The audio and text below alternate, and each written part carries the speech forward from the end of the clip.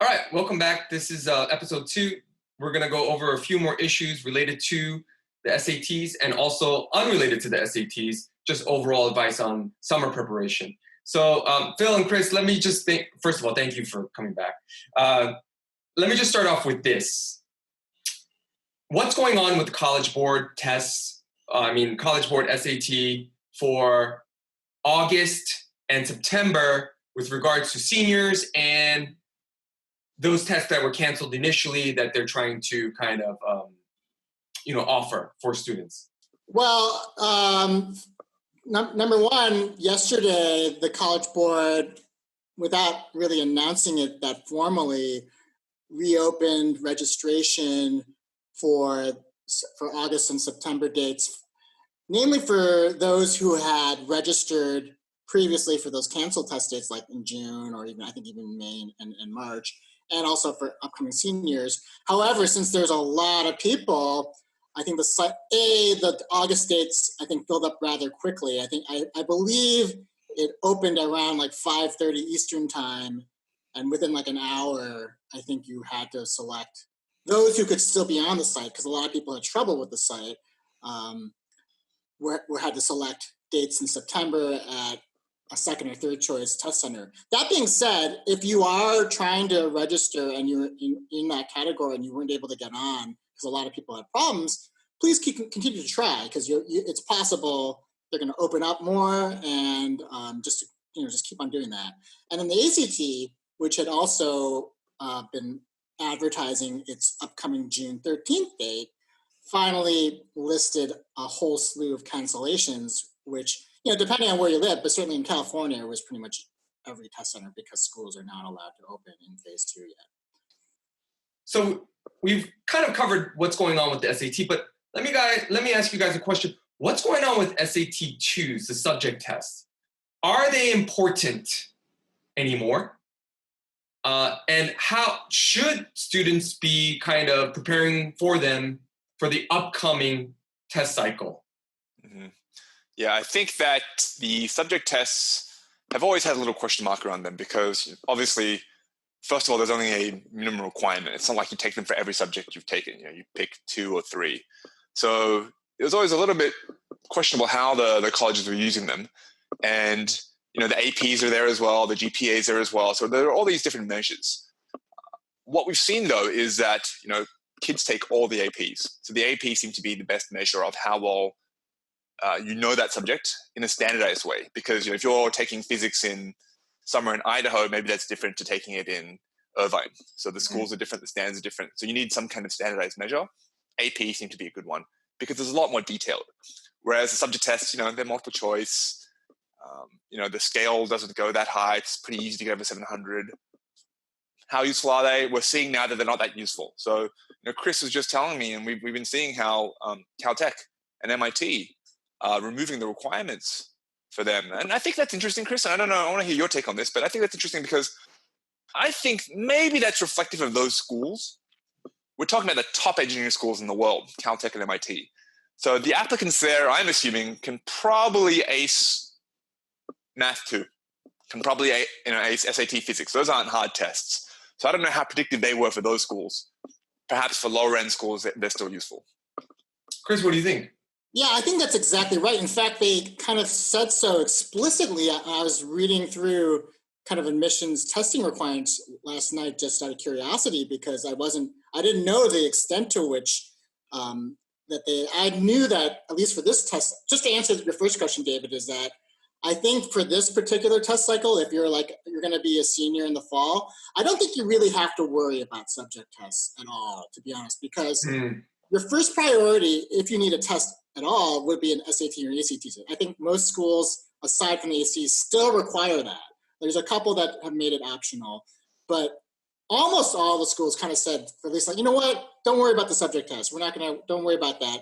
And then to go further, like MIT and Caltech, just, you know what, we're not going to look at it. So it's not even optional anymore. And to Phil's point, they said something to the degree that we've looked at data and it really wasn't that predictive of success. And I think that's exactly right, is that if you look at the population pools of MIT or Caltech Pretty much, and this is kind of what we've seen too. Everybody we know who applied there, just applied there, didn't get in, mind you. Mhm. Had pretty much 800s across the board Yeah. on those subject tests. So it really was not a differentiator, and so I think they didn't find it that helpful.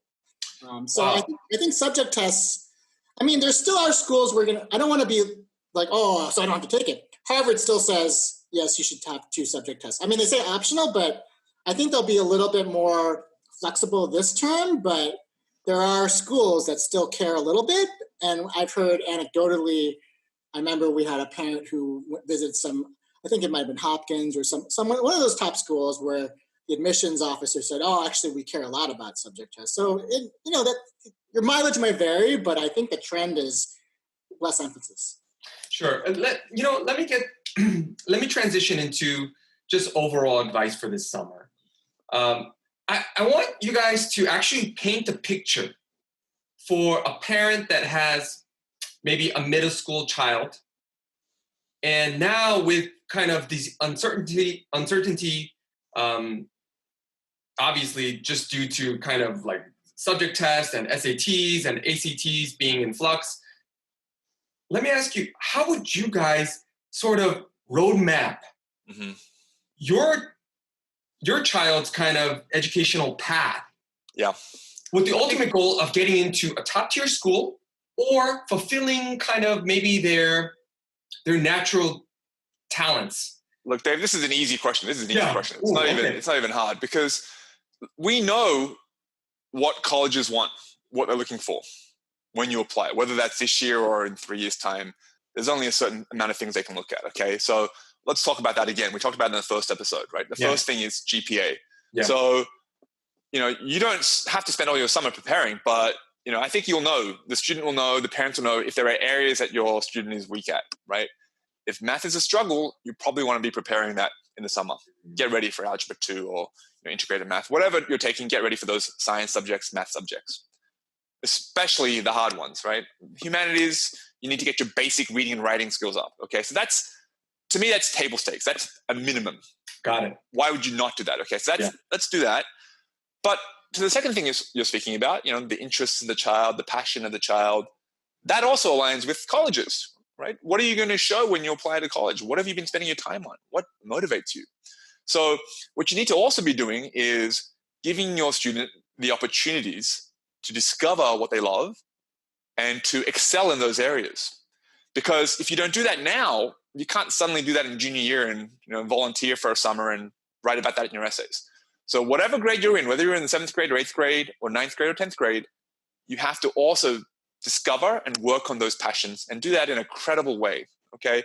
And so then when you apply to colleges, you can write about that in your essays, right? And we can talk about that in a later episode, but you have to have that raw material. Let me follow up with this. There's a lot of parents, Phil, where they want to help discover some of the talents, that their children may have. Just finding something that they want to really work on. And Chris, I want you to speak to this too, but a lot of parents are in the dark about how to do so. And other than finding, outside help, what are some basic practical steps that they can take to sort of uncover those things in their child? I'll address that, but I also kind of want to take a little bit of a step back. I think everything Phil says is absolutely right, but I kind of want to address the situation now, which is we're in this strange Zoom conversation due to circumstances, and the whole world is in this strange circumstances, and everybody's been kind of thrown aback, and some families have paid a dearer price than others. I just want to acknowledge that. And one thing I was telling you earlier, David, is that there might be students who are a little older who are coming up to become seniors, and they've endured some serious hardship, whether that's, loss of a family member or financial hardship or whatever. And I just want to say to any of those students who might be very depressed and then, just struggling with some big problems, is that don't give up on college, and don't give up on top colleges, because they're going to be very sympathetic and empathetic to that. And that's my first point. My second point is that I think to what Phil's saying is that if you aren't one of those people who is deeply challenged, you better make the most of your opportunities, because This is basically, you shouldn't be sitting there just, I mean, it's one thing, I know everybody is having a hard time and you need distractions, but you got to find some way to be productive. But going back to your question, David, what if you don't know how to be productive is maybe. Sure, yeah. And I think it speaks to a larger question about, what does not do colleges want, but what does the world want? And it's not just IQ and GPA and all those kind of things. I don't want to get too buzzwordy, but a lot of it is about EQ, like emotional intelligence and knowing yourself, knowing how to deal with yourself, and then knowing how to interact with others.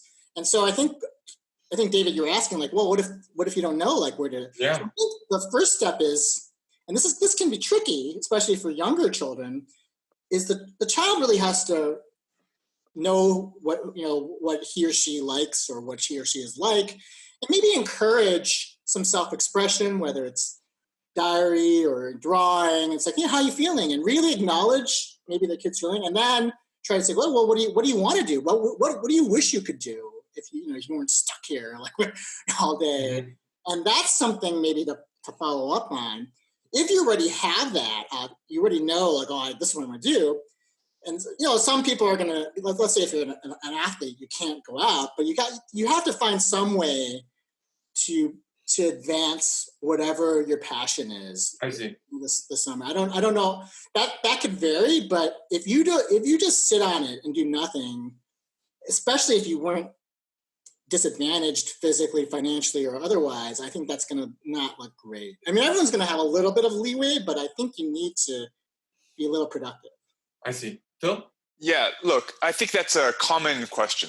And I had the same questions when I was that age, right? Like, what do I want to do? It's not an easy question. That's a metaphysical question for the ages that we all ask ourselves. So when you say to a child, do something you love, like, yeah, of course, like other than the obvious things like, play an instrument, do some math competitions. It's hard to find that.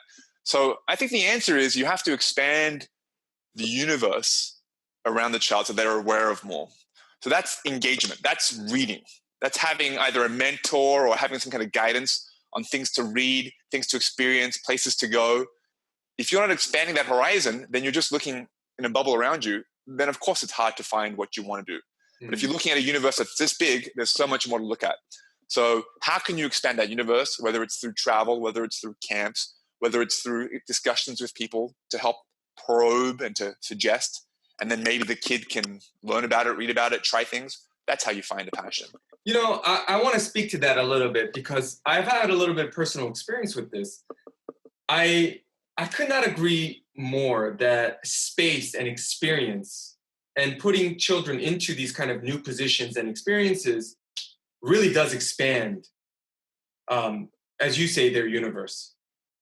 And it sort of gives them an opportunity to develop and really self-reflect on, hey, this is interesting. Why do they build this building like this? We can explain it again and again to a child.